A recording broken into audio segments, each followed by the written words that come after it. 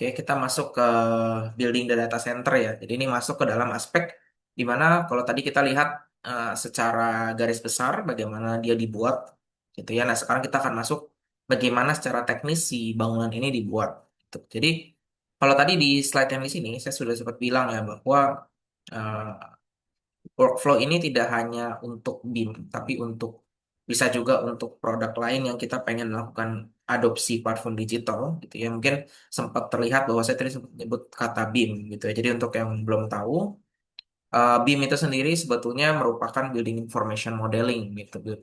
Information Modeling di mana di industri konstruksi sendiri itu merupakan fondasi dari transformasi digital.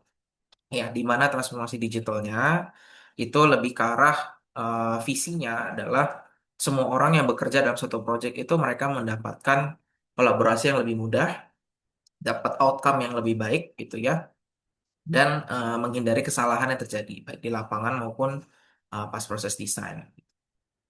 Nah, biasanya di Autodesk itu kita bagi ke 4 tahap gitu ya. Jadi ada plan, design, build, dan operate gitu ya. Kalau planning itu mungkin lebih ke ranah ketika kita melakukan planning site gitu ya, kita mau lihat bentuknya seperti apa, masingnya seperti apa gitu. Nah, desain itu ketika kita membuat banyak hal-hal teknis ya, kayak misalkan kita mau lihat AVAC-nya seperti apa, jalurnya, kita mau bikin analisanya seperti apa gitu-gitu ya. Kemudian build itu ketika kita proses konstruksi, dan operate itu lebih ke arah maintenance dan operation sehari-hari gitu. Jadi misalkan tadi kalau saya bilang kita pengen lihat seperti apa em, performa ruangan ini atau performa bangunannya, nah itu berarti di tahap operate.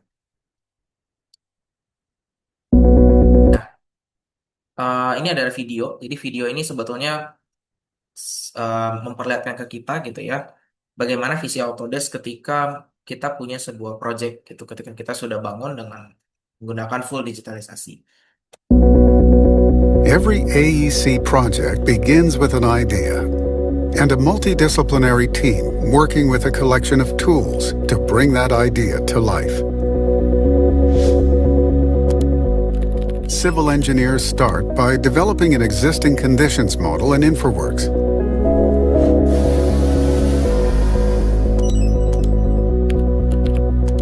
Point cloud data from recap and GIS content, such as sewer and flood information, are added to enrich the model and enable the conceptual design of road and site layouts in the project's real-world context.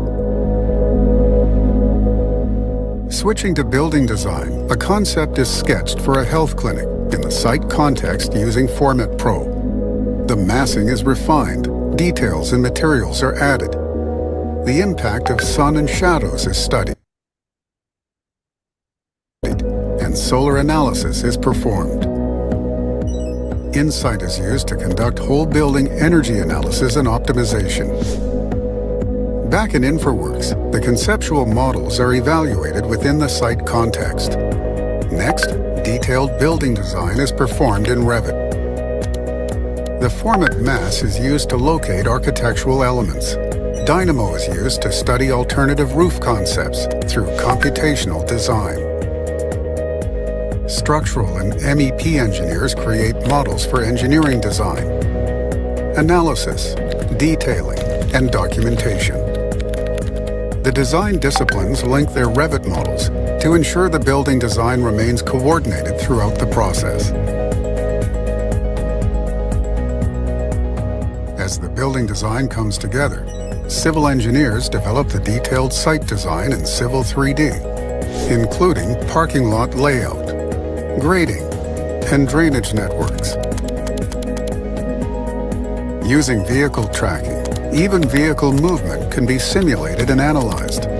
Then in InfraWorks, a compelling visual is generated to improve understanding of the design. The next phase of the project is the design of a hospital. As before, the project moves from concept to completion with Format Pro and Revit, starting with architectural elements. Structural and MEP engineering disciplines join the project to create a highly detailed, coordinated building design. During pre-construction, design teams and contractors can perform 3D clash detection on the building and site models in Navisworks. Together, the team can identify interferences between steel framing and mechanical ducts in the building, as well as between site utility networks in the infrastructure design, enabling resolution of any issues between design intent, constructability, and fabrication before construction even begins. Finally, the team can also conduct 4D simulations to understand project phasing and construction sequencing, taking the project one step closer to the field. The Autodesk AEC Collection gives every designer, engineer, and contractor the tools and integrated workflows they need to deliver building and infrastructure projects with confidence.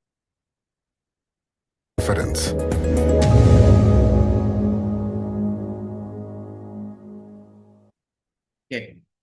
Jadi kalau dari video tadi gitu ya, sebetulnya di Autodesk sendiri sudah menyediakan tools buat kita melakukan pengerjaan project ya end to end dari awal ketika mendesain konseptual sampai terakhir. Mungkin tadi nggak sampai operation ya, kita lebih ke arah sampai dia beres sebelum konstruksi doang gitu. Itu nanti mungkin kita akan coba lihat di video lain gitu ya untuk terkait fase build dan operationnya. Nah, jadi sebetulnya kalau tadi sempat dilihat ya di awal video itu mereka menggunakan Formit Pro.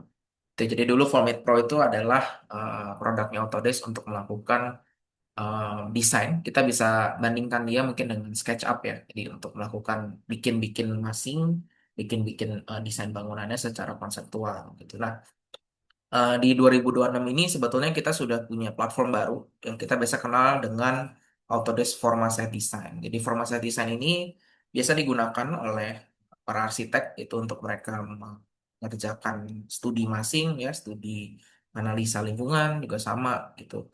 Nah, itu apa yang Forma bisa lakukan gitu ya. Jadi Forma ini merupakan software dengan pendekatan outcome based planning gitu. Apa gitu? Apa itu outcome based planning? Outcome based planning itu adalah produk yang atau sistem planning yang em, menggunakan outcome sebagai tujuan dari desainnya. Jadi mungkin kalau biasa kita kenal ya ada dua dua jenis di proses based planning. Jadi kalau proses based itu biasanya kita melihat dia berdasarkan fungsinya dulu gitu. Fungsinya, bentuk, kan ada fungsi ya, ada fungsi dan bentuk.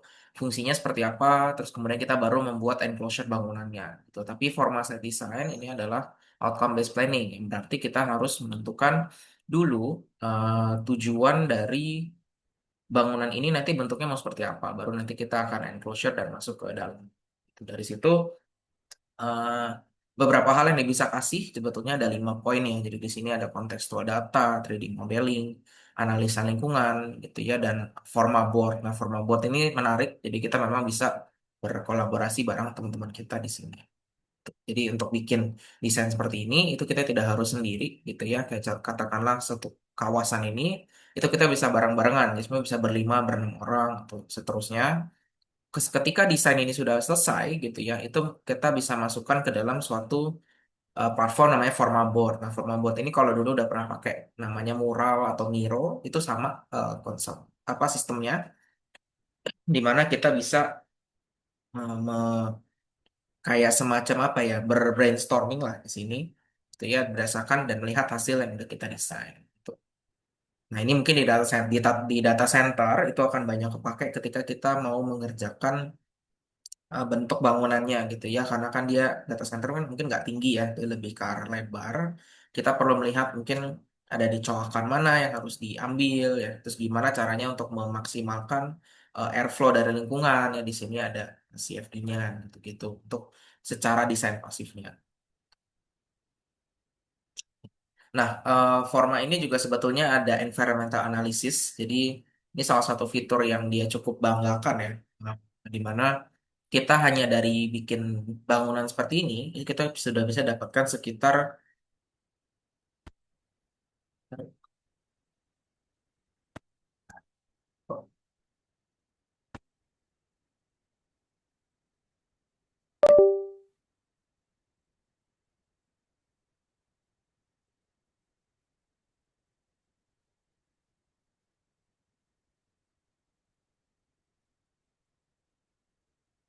Ya, sebentar ya.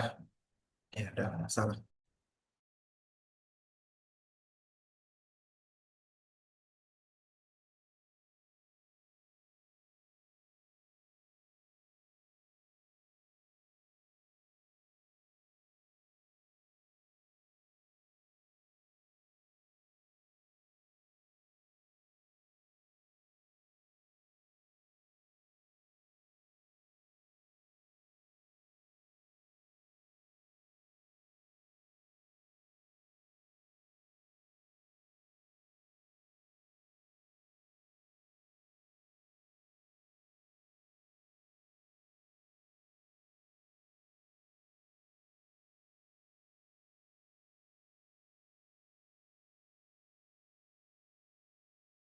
Oke. Nah ini ya, eh, ini mungkin beberapa videonya. Jadi dia mungkin bukan terkait data center, cuman seharusnya tetap bisa digunakan. Jadi kalau dari forma ini kita bisa mendapatkan ada luas ruang yang kita dapetin analisa-analisa lingkungan. Itu bisa didapatkan di sini. Desain pasif itu juga bisa didapat dari platform ini. Gitu. Jadi kalau kita pengen bikin bangunan, katakanlah data center yang memang green building lah ya gitu. Kita bisa memprediksi itu sedari kita fase desain awal dengan forma gitu. Termasuk analisa suara ya. Jadi kalau kita memang mau minimalisir bangunan, nah ini kelihatan ya dia ada analisa suaranya mana yang perlu diimprove, mana yang tidak. Secara cahaya matahari juga bisa. To support your argument for your design. Ensure power tools to architects. Oke. Nah, kemudian ini mungkin salah satu extension juga dari forma gitu. Ini sebenarnya cukup baru. Namanya adalah Podium ya. Cuman sayangnya Podium ini dia tidak gratis gitu ya, tapi dia bisa membantu ketika kita mau mengerjakan project di Forma. Jadi cara ngerjainnya sebenarnya cukup gampang ya. Kita bikin workflow-nya kurang lebih, kita bikin desain si data centernya mau sebesar apa gitu ya. Kemudian dia bisa membantu kita untuk mengautomasi elemen-elemen yang ada di dalam data center ini. Jadi misalkan kalau di sini tadi ada load-nya berapa banyak gitu ya. Terus kemampuan listrik yang kita bisa kasih berapa banyak. Terus kita lihat demand-nya itu berapa banyak, plumbing-nya itu harus seperti apa, itu semua terlihat di sini. Tuh. Nah, kita juga bisa bisa mapping, jadi dia bisa otomatis bantu mapping ya, bagian mana yang harus di apa diberikan atau ditambahkan uang yang dibutuhkan.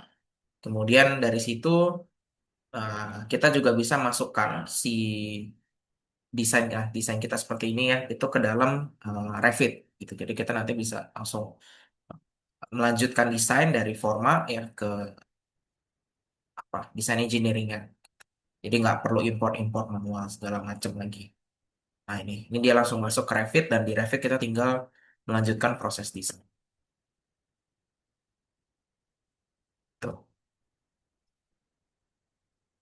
Oke.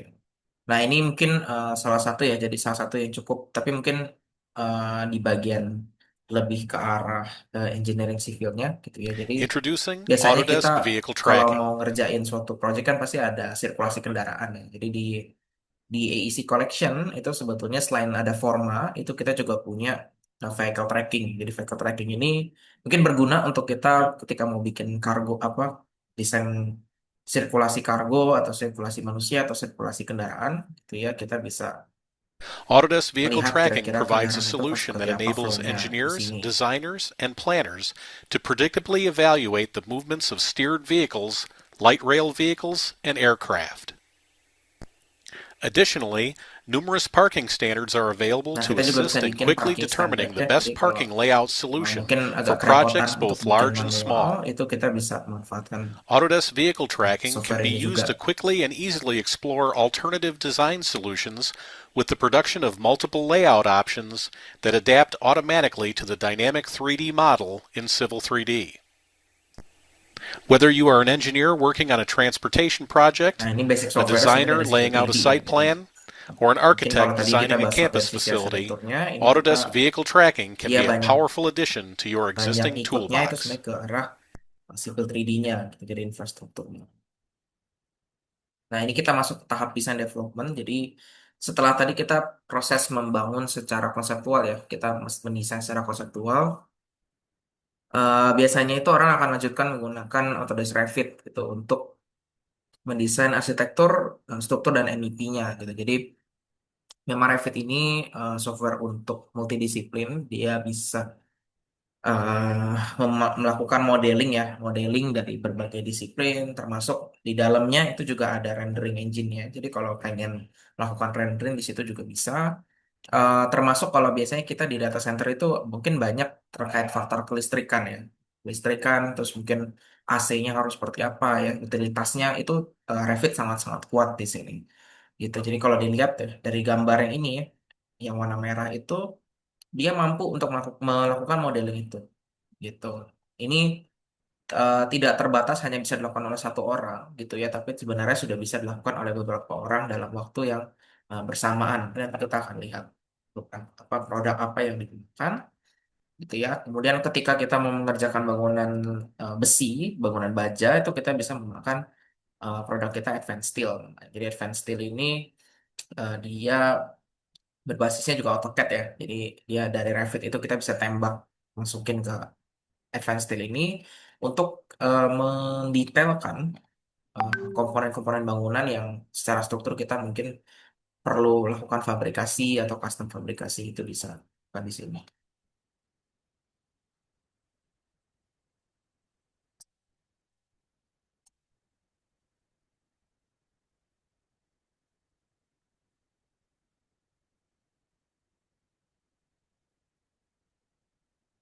Nah ini mungkin A new extension for Civil apa 3D istilahnya ya, dia 2022 is optimisasinya grading gitu ya. Jadi optimization for Civil grading 3D. optimization itu kita berguna ketika kita pengen melihat eh, kita punya tanah yang mungkin nggak rata ya, terus kita pengen melakukan grading lahan gitu ya. Ketika kita proses baru mau desain gitu ya, kita perlu tahu gradingnya harus sebanyak apa ya, harus berapa banyak yang di-cut, banyak yang di-fill, itu kita bisa manfaatkan si Grading gradingan optimization ini uses new grading untuk objects provided to you in the Civil 3D mengoptimalkan tool lahan yang palette. memang kita akan In this bangun. example, we're Jadi kalau controlling kita how the dapat area project in the yang selected zone will lahannya be itu tidak graded, datar, setting ya the itu min kita slope at bisa 2% lanjutkan di and sini. max slope Kita at bisa kerjain di 5% sini. in this Di area. We can apa di quickly grading dulu create gitu, zones for the dilihat building harus seperti paths, apa sidewalks, ADA penyesuaian locations, lahannya. and drainage. With the design intent in place, you can select Optimize to launch grading optimization. In the grading optimization dialog, we have full access to the grading object parameters, and you can update them if you need to before selecting Optimize. Grading optimization takes the parameters that you've specified and generates very quickly a grading solution. This grading solution will also be mindful of earthwork quantities. The result of the optimization can be sent directly back to Civil 3D. Grading optimization can also be implemented in the same way for a residential subdivision. With the necessary grading elements assigned, you can take a look at one or many different grading Nah, scenarios more mungkin dari sini dia efficiently akan than melakukan with traditional optimisasi ya. Jadi methods, gradingnya harus seperti apa, giving the engineer great itu bisa flexibility dikerjakan in ya. choosing the best, most cost-effective grading design of this residential subdivision. With the placement Untuk of just a couple of lahan zones jalan juga representing bisa. key elements of the bridge abutments. And Nah, again, itu the dia akan optimized melakukan yang seperti result can ini. be pulled directly into Civil 3D. Grading optimization gives the engineer the power to more efficiently grade their engineering projects. Oke, kemudian setelah beres ya mengerjakan yang tadi, ya biasanya kita kalau udah beres kerjain bangunannya gitu ya, kita strukturnya juga pengen dianalisis ya. Jadi melihat strukturnya sebenarnya kuat apa enggak. Kemudian kita punya satu faktor lagi terkait green building. Jadi di sini Autodesk itu bisa menggunakan namanya robot struktural. Ya, fungsinya itu dia sebenarnya analisa struktur ya. Jadi untuk melihat apakah secara struktur itu bangunan ini kuat apa enggak gitu. Kita bisa stress test si bangunan kita disimulasi lah ya. Kalau misalkan beratnya seperti ini, kira-kira nanti dia runtuh apa enggak, torsinya nanti ada grafiknya itu seperti apa. Itu bisa dilihat di sini menggunakan RSAP. Nanti ada videonya. Kemudian ini mungkin tools, jadi tools untuk green building ya. Namanya Autodesk Insight. Autodesk Insight ini kalau misalkan kita pernah pakai itu mirip seperti kayak Andrew Marsh atau kayak dulu namanya Ecotech gitu. Jadi melihat dari bangunan yang udah kita desain itu dia akan ngasih kita insight-insight. Jadi misalkan oh Southern Walls itu harusnya kita improve sekian sekian sekian sekian. Terus nanti operationnya kalau misalkan dalam setahun itu kira-kira akan menghasilkan berapa banyak kargo semacam itu. Gitu. Nah, ini sudah mendukung sekitar 5 standar internasional gitu ya. Antara lain dari Edge, Greenship, BBCI, Fitwel, dan WLAP. Ini semua masuk juga ke dalam EC Collection. Ini terkait si analisa strukturnya. Jadi kalau Robot nanti kita punya Structural bangunan, Analysis punya Professional atas yang nggak ada kolomnya 2023 gitu ya, contains a kita few pengen enhancements to coba lihat improve dia kuat results apa enggak, exploration. itu kita bisa pakai Displacement in an individual RSAP. direction. Jadi untuk melihat, nah You ini to assess contohnya di stress structural test ya, jadi dia displacement in an melihat individual displacementnya tuh direction. kira-kira bisa You sebesar can apa, display displacement itu values semua bisa either in a dilihat. selected X, Y, or Z global direction, or Sorry. display the top or Nah, nanti bottom akan envelope. kelihatan This bagian helps mana you yang avoid agak-agak errors yang by berbahaya, ensuring bagian that mana you yang are masih always viewing dalam your results tahap correctly. masih bisa ditoleransi. Finally, you can more easily set your preferred color for results displayed as crosses. These enhancements will improve your experience when exploring results in the Robot Structural Analysis Professional. Oke. Nah, kemudian itu kalau dari sisi struktur ya dan buildingnya gitu. Bagaimana dengan mechanical?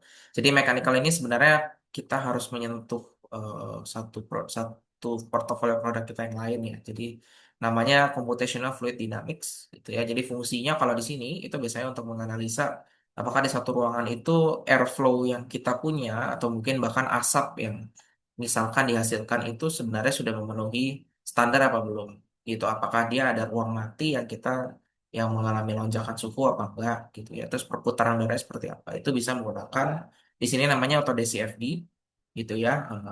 Fungsinya yaitu dia menggunakan kemampuan computational fluid dynamics untuk analisa si lingkungan yang kita mau uji. Videonya mungkin seperti ini. Jadi sebenarnya itu dia dibikin untuk mobil ya. Jadi untuk desain mobil atau desain produk yang memang perlu melihat aerodinamisme desain gitu. Cuman kita bisa gunakan juga untuk di sisi pembuatan desain bangunan.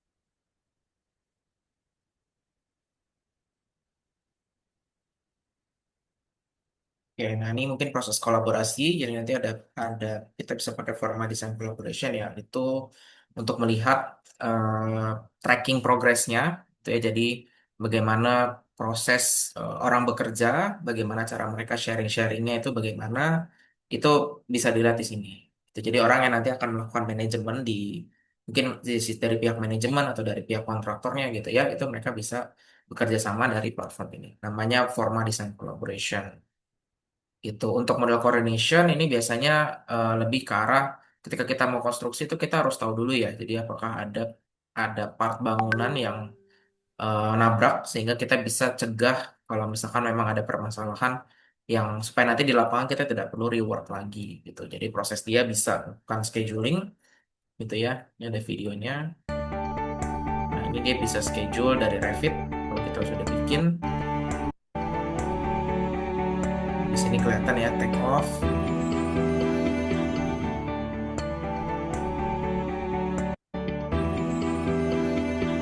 Kemudian kita bisa lihat, nah ini dia ada schedulingnya di sini.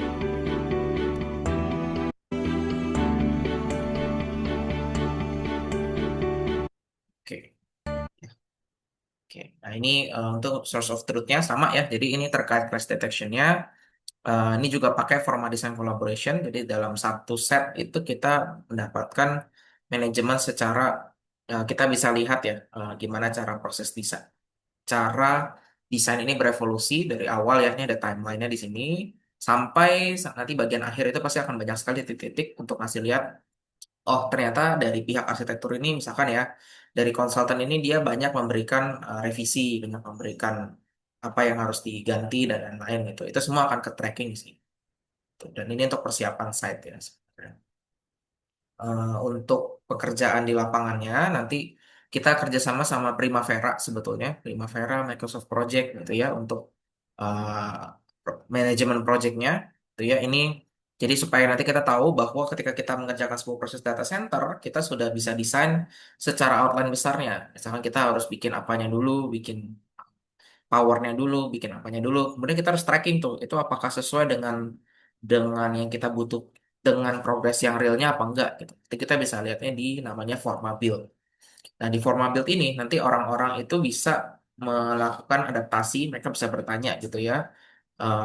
Atau mereka bisa request untuk perpindahan changes. Jadi misalkan ada jadwal yang harus direvisi. Nah, itu mereka bisa kerjakan mereka bisa suggest di platformnya kita. Gitu. Nah, platform ini berbasis cloud sebetulnya. Mungkin nanti kita akan coba untuk lihat ya ketika di sesi yang lebih detail. Nah, ini platformnya termasuk juga progress monitoring. Jadi, kalau nanti ada meeting, ada segala macam ya, itu bisa namanya construction performa sekarang, itu kita bisa melihat, bisa menjadwalkan meeting. Jadi, kalau misalkan pengen dijadwalin gitu ya, ada MOM-nya gimana gitu, itu kelihatan di sini. Saya pengen udah bikin desain terus kita harus review nih minggu depan gitu ya. Itu nanti ada platform manajemennya, namanya di sini sekarang Construction Cloud atau Forma gitu ya. Itu untuk uh, melakukan manajemen ini termasuk yang tadi di sini untuk melakukan lihat budgeting ya, untuk melihat secara schedule seperti apa gitu. Nah, ini untuk class detection. Jadi kalau tadi di awal kita sempat lihat ya. Jadi dari class detection ini sebetulnya kita bisa langsung mensinkronisasikan flash detection yang udah kita bikin itu ke authoring tools kita. Jadi kalau kita proses konstruksi data centernya, kita pengen ada bagian yang harus direvisi gitu ya sama orang di lapangan. Nah, si Construction Cloud ini kan berbasis web ya. Dia berbasis web di browser ini. Nah, dan di browser itu berarti orang di lapangan mereka nggak perlu lagi untuk bawa laptop yang berat-berat gitu. Mereka cukup bawa mungkin tablet atau mungkin bahkan laptop yang ringan sudah bisa gitu ya. Nah, dari situ ya udah mereka tinggal kerjakan aja. Kerjakan kalau ada isu, mereka tinggal upload isu gitu ya. Ketika orang yang di kantor itu punya, kan mereka punya komputer ya, mereka tinggal mensinkronisasikan dan lihat apakah ada eh, isu-isu yang mereka harus bereskan. Betul.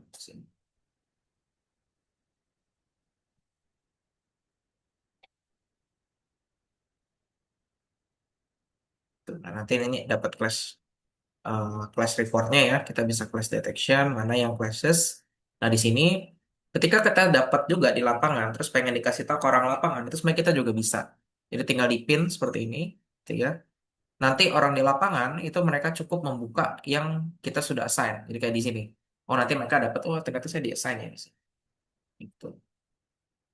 Ya, nah ini mungkin bagian yang terakhir ya, bagian yang paling relate dengan data center gitu. Jadi ini adalah fase operation di mana kita menggunakan Autodesk Tandem itu untuk melihat eh, bagaimana kondisi bangunan kita ketika sedang berjalan. Jadi kalau tadi kita melihat di sini ya, itu apa nih, 25, bisa lihat suhunya seperti apa gitu ya.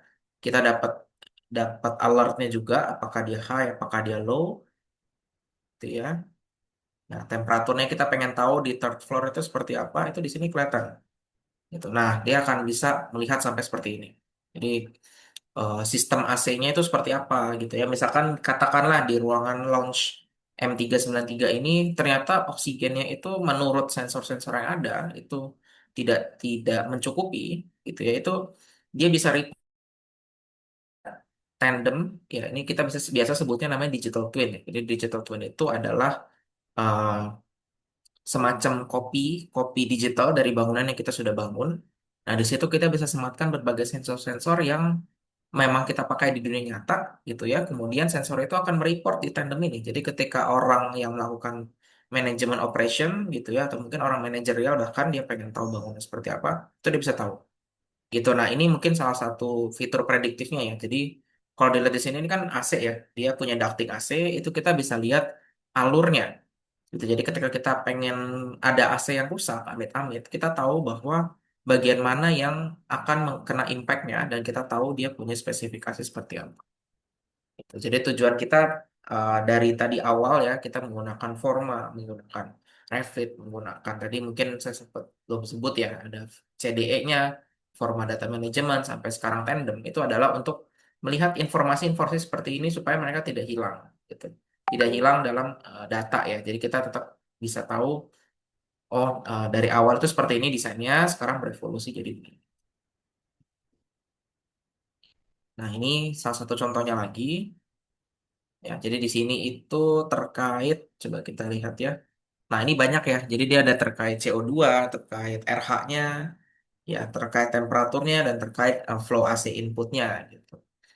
Nah, ini contohnya. Jadi kalau misalkan tiba-tiba ada AC rusak di sini, kita tahu nih, oh ya rusak itu berarti nanti bagian ruangan mana nih? Tiga ruangan atau dua ruangan ini akan terkena impact. Nah, termasuk ketika kita punya sebuah ruangan server gitu ya. Kalau kita punya ruang server, kita pengen tahu dia suhunya bagus nggak nih ya buat komputernya gitu kan. Mungkin kalau kita harus monitor dari back end-nya agak repot ya. Kita tinggal gunakan Tandem atau Digital Twin ini sebagai salah satu cara untuk monitor itu gitu. Jadi kalau tadi saya di awal sempat bilang kalau server itu kadang-kadang kan ada yang closed loop ya. Yang closed loop itu berarti dia punya kompartemen sendiri. Kita bisa monitor per kompartemen itu apakah dia flow-nya bagus apa enggak, apakah dia kepanasan apa enggak. Gitu. Itu kelihatan di sini. Gitu. Ya. Nah, Tandem itu seperti apa connect-nya gitu ya. Jadi Tandem ini sebagai platform digital twin, dia mungkin berbeda ya dengan yang awal tadi kita bahas karena yang awal itu kan lebih ke arah software design ya. Nah, Tandem ini karena untuk operation dia perlu menggunakan. Jadi dia sebenarnya masuknya IaaS ya, Integration as a Service, dan dia punya konektor gitu ya. Konektornya ini bisa connect ke banyak hal. Jadi dari CMMS ya, ERP, sistem gitu ya, BMS, IoT, smart meter gitu ya. Biasanya orang banyak pakai di smart meter, IoT ya, dan BMS gitu. Nah, back end-nya seperti itu yang ada di kiri gitu ya. Front end-nya atau yang orang lihat itu ada di arah Autodesk Tandem yang biasa gitu ya. Jadi itu apa yang orang akan dapatkan itu kurang lebih sekitar 4 poin itu. Jadi dari beam to twin itu lebih ke arah tadi proses yang udah kita lakukan sebelumnya berpindah menjadi sebuah kembaran digital, digital twin yang bisa kita interaksi, melihat visualisasi model BIM kita, kemudian dapetin dashboard atau metrik yang diperlukan untuk melihat kondisi bangunannya. Itu. Nah, ini eh, apa ya? Mungkin overview Tandem Beta, Tandem Connect gitu ya sedikit. Jadi Tandem Connect ini sebenarnya merupakan environment low code. Ya, low code itu berarti kalau mungkin kita pernah pakai kayak N8N gitu ya, atau mungkin kita pernah pakai kayak eh, apa ya mungkin Google Google Cloud juga ada sebetulnya ya low code environment-nya. Nah, itu kita bisa gunakan di sini. Jadi dia bukan seperti yang kita harus coding dari nol, tapi dia menggunakan sistem library gitu. Jadi ya lihat di yang nomor dua ya, dia ada beberapa fitur yang bisa kita pakai. Nah, dia sudah support ke beberapa IoT yang ada gitu ya. Salah satunya mungkin ada Dynamics 365 untuk ERP, IBM Maximo gitu ya, MQTT juga ada. Kemudian dari Tandem Connect sendiri dan nanti ada konektor ke IoT-nya. Jadi nanti kurang lebih workflow konektornya akan seperti ini. Gitu ya, nanti bisa di-deploy ke cloud atau ke hybrid. Jadi kalau memang harus dikontrol secara hybrid itu bisa digunakan. Kalau memang pengennya di on the cloud juga tetap bisa, nggak ada masalah. Nah, Tandem ini sebenarnya dia itu ya dia harus hybrid gitu ya jadi memang bisa cloud tapi optimalnya mungkin lebih ke arah hybrid ya efektifnya jadi biasanya orang itu akan melihatnya itu mungkin dari arah yang cloud ya jadi yang paling atas atau di tandem meskipun secara back end itu dia masih ada tandem connect dan ada tandem connect outpost untuk connect ke si BMS-nya ini sendiri gitu jadi BMS, BAS, Security Access Control, SCADA gitu-gitunya itu masuk ke dalam Connect Outpost-nya. Jadi kalau kita bikin sebuah data center yang besar itu kan banyak sekali ya layer security, kita pengen lihat apakah bagian mana mungkin ada yang kena compromise ada atau bagian yang rusak, itu tandem ini sangat-sangat bisa dipakai gitu untuk orang ya melakukan monitoring seperti ini gitu. Dan cara untuk menggunakan tandem ini sebetulnya memang harus berangkat dari platform BIM tersebut gitu supaya orang bisa melihat, bisa pengen pakai apa bisa menggunakannya dengan efektif. Karena kalau gambarnya masih CAD, masih 2D, informasi-informasi yang diberikan di sini itu tidak akan bisa diekstrak dan digunakan. Jadi memang harus menggunakan BIM ya. Itu salah satu investasi yang perlu dilakukan ketika data center kita pengen full digital seperti ini. Gitu. Nah, Tandem Connect itu lebih ke arah konektornya aja. Kita bisa mungkin bisa bicara dia seperti API-nya ya. Orkestrasinya seperti apa, aset manajemennya, space manajemennya bagaimana, sensornya bagaimana. Itu semua di Tandem Connect. Nah, ini jadi kalau tandem itu biasanya kalau kita melakukan manual coding itu dia menggunakan bahasa yang cukup mudah ya. Jadi dia pakai JSON biasa, bukan pakai yang kayak Python atau C++, enggak. Dia pakai JSON. Jadi kita bisa menghardcode dia punya kode di sini ya, atau kita bisa membiarkan si aplikasi sensornya itu yang memberikan ngefeed datanya ke kita punya stream tandemnya.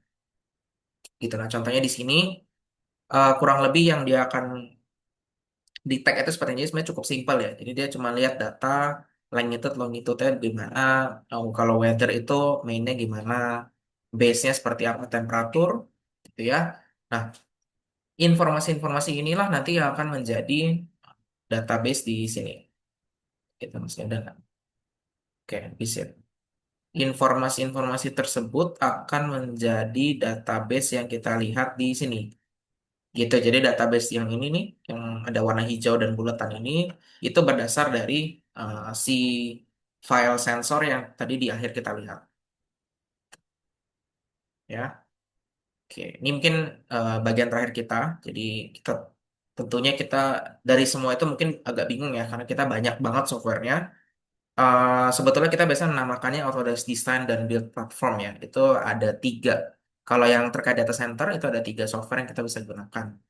Jadi kalau memang Bapak Ibu adalah dari sisi konsultan, kontraktor gitu ya, yang mengerjakan dan mendesain prosesnya mungkin akan lebih tertarik dan berfungsi di Architecture Engineering Construction Collection gitu. Ini sebenarnya merupakan software berisi kurang lebih 20 lebih paketan software gitu ya.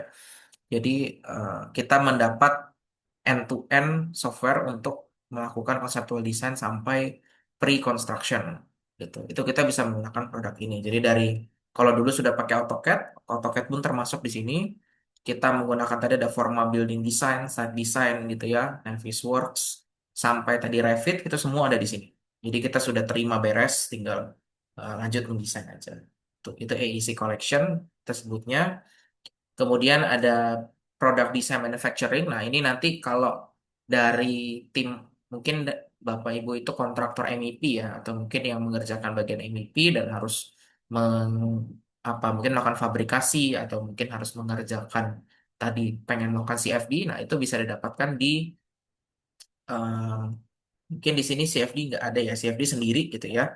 Produk hero-nya sebenarnya lebih ke arah product design dan manufacturing gitu. Nah, yang collection ini sebenarnya lebih ke arah untuk mungkin untuk pabrik ya, untuk pabrik perlu fabrikasi steel plate atau fabrikasi apapun yang lain-lain yang perlu melakukan CNC yang pakai alat gitu ya, itu bisa menggunakan ini. Sama ada AutoCAD juga, ada ada Navisworks juga, ada Recap, ada 3ds Max dan lain-lain.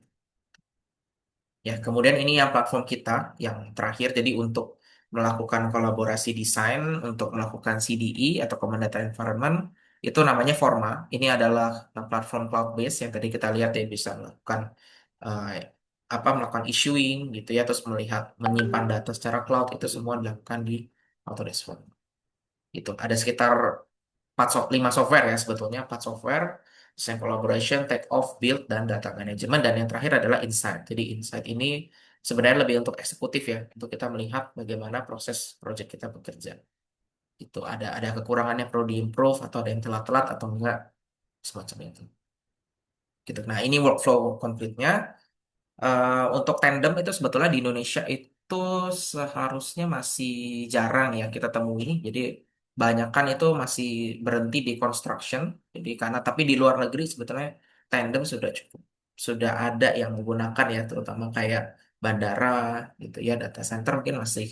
Data center juga sudah ada ya. Tadi Meta di awal ya saya sempat sebutkan, Meta itu sudah menggunakan full workflow seperti ini. Ya. Oke, kurang lebih mungkin segitu yang saya bisa berikan hari ini. Ini ada sedikit feedback form ya. Jadi feedback form ini silahkan di-scan. Kalau ingin mungkin ada request materi atau pengen memberikan masukan terkait yang hari ini, itu silakan. Atau mungkin ada tertarik dengan produk kita, terus mungkin pengen dikenalkan lebih lanjut, itu juga nanti kita akan bantu uh, untuk mungkin lakukan apa perkenalan ya ke perusahaan Bapak Ibu kalau tertarik. Itu bisa diisi dari situ. Gitu.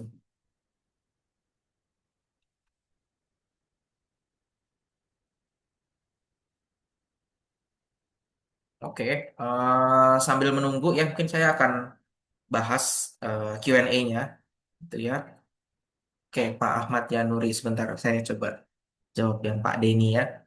Oke, Pak Denny, jadi bertanya, banyak data center enterprise sudah menggunakan platform DCIM, ya, Enlight atau Sunbird. Apa perbedaan mendasar antara pendekatan DCIM dengan information modeling gitu. Jadi bedanya adalah DCIM itu sebetulnya eh, mungkin platform untuk, kalau saya cek gitu ya, itu lebih ke arah untuk infrastructure management ya. Jadi untuk mendeteksi sensor perangkat keras, rak server, dan konsumsi daya secara real time gitu ya. Bedanya sama Tandem apa? Jadi Tandem ini sebetulnya platform untuk dia end-to-end proses hasil akhir dari sebuah platform BIM. Jadi untuk building manajemen yang melakukan manajemen building gitu ya, di sisi mungkin lebih ke arah pengen lihat secara sensor-sensor suhunya seperti apa, terus pengen dapetin interface yang mereka bisa melihat secara visual bangunan seperti apa, itu menggunakan tadi tandem ya atau digital twin gitu. Jadi memang pendekatan ini beda. Kalau di CIM itu mungkin lebih ke ranah infrastruktur, orang yang mungkin tidak mendesain ya, lebih ke arah dia lebih ke pengen lihat statistiknya aja gitu ya. Cuman kalau tandem, Forma dari Autodesk dan teman-temannya itu kita lebih memfokuskan memang ke ranah desainnya gitu. Jadi dari hasil desainnya kita pengen lihat secara operasional itu dia seperti apa integrasinya, nah, itu menggunakan tandem gitu. Oke. Kita tadi ada yang angkat tangan ya dengan Pak siapa tadi? Pak Ahmad Yanuri, betul? Mungkin boleh open mic, saya akan coba. Oke.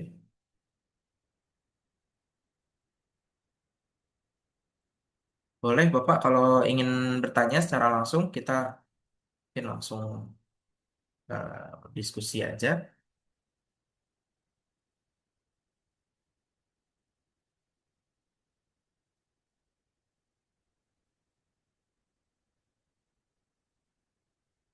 Oke, sepertinya nggak jadi ya. Oke, kalau begitu mungkin sekian hari ini yang kita bisa berikan ya mengenai data center. Semoga pengetahuannya cukup menambah ya menambah insight gitu bagaimana cara data center itu sebenarnya dibangun ya. Memang kita dari Autodesk itu berfokus di ranah desain gitu ya. Cuma kita memang lagi berproses untuk masuk ke ranah IoT. Jadi mungkin tadi pertanyaan dari Pak Denny gitu ya, dan Pak Ahmad, oh sorry, dan Pak Denny itu cukup baik ya. Tuh, jadi bedanya memang di situ kita memang dari ranah lebih ke ranah desain, end resultnya di tandem gitu ya. Mungkin kalau di CIM itu lebih ke ranah manajemen secara IT-nya. Oke.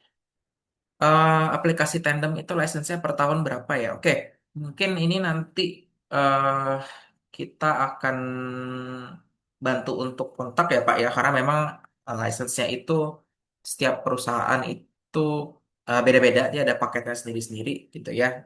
Nanti kita coba untuk diskusi dengan Bapak. Mungkin boleh diisi ya Pak feedback form-nya, nanti kita uh, coba catch up lagi dengan perusahaan Bapak.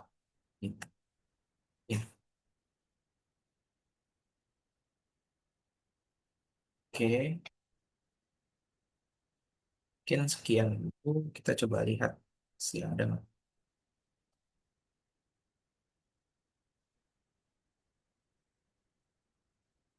Oke, sudah ya seharusnya. Siap. Oke, terima kasih semua. Mungkin sekian dari hari ini yang kita bisa berikan. Semoga bermanfaat ya. Oke, selamat siang.